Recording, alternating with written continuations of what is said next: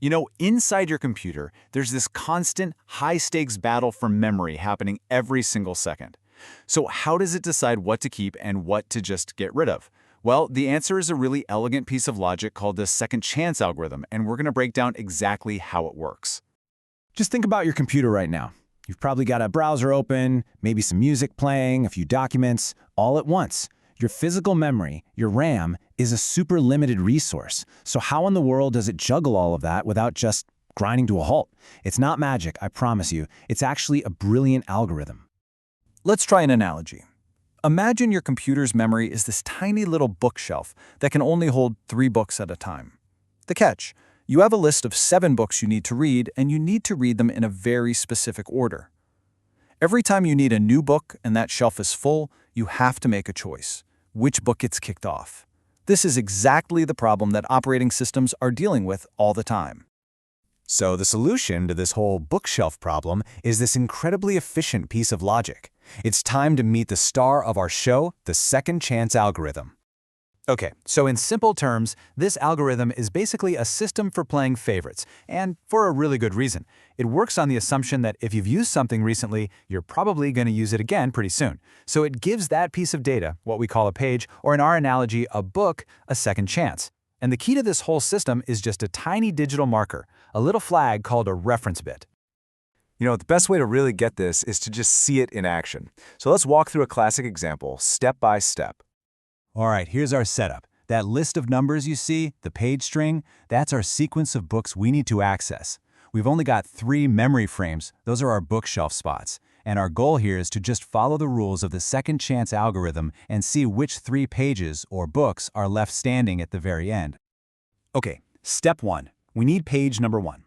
Our bookshelf is totally empty, so it just slides right in. Now, what's really important is that it comes in with its reference bit set to 0. You can think of this as its unprotected state for now. Next up, page 2 is requested. Hey, there's still an empty spot, so it just joins page 1 on the shelf, also with a reference bit of 0. Easy enough. And for step 3, we bring in page 3. It takes that last available spot. So now our memory frames are completely full. This is where things get interesting, because from here on out, if we want to bring a new page in, we're going to have to kick one out. Now look at step 4. This is the algorithm's first really clever move. The computer needs page 2 again, but wait, it's already in memory. So instead of replacing anything, the system does something super important. It flips the reference bit for page 2 from a 0 to a 1. And this just perfectly shows the core idea, that 1 is a marker. It's the algorithm saying, hey, this page was just used. It's probably important. Let's protect it. This is its second chance card, which it can play to avoid getting kicked out of memory.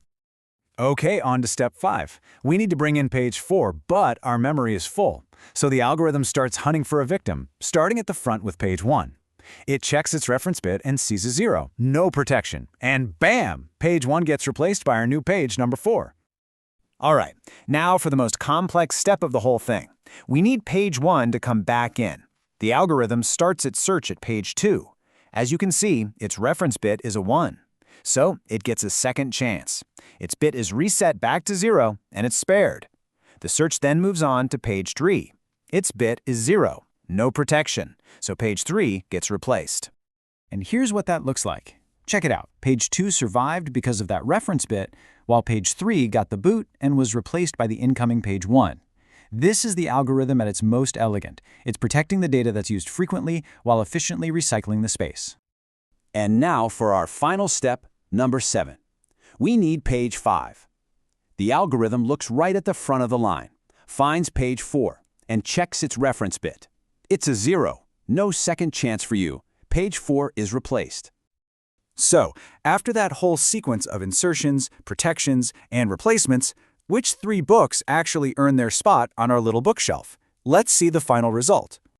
And there you have it. The 3 pages that survived the whole process and are still in our memory are 5, 3, and 1. Just by using that simple system of reference bits, the algorithm has intelligently managed our very limited space. You see, the big takeaway here is that the second chance algorithm isn't just for computer memory. It's a principle. It's this core idea about giving important items a buffer against being removed. I mean, think about it. how could this exact same logic make a simple to-do list smarter? Or maybe help a network prioritize important data packets? This simple rule of giving second chances is actually a really powerful idea that has applications just about everywhere.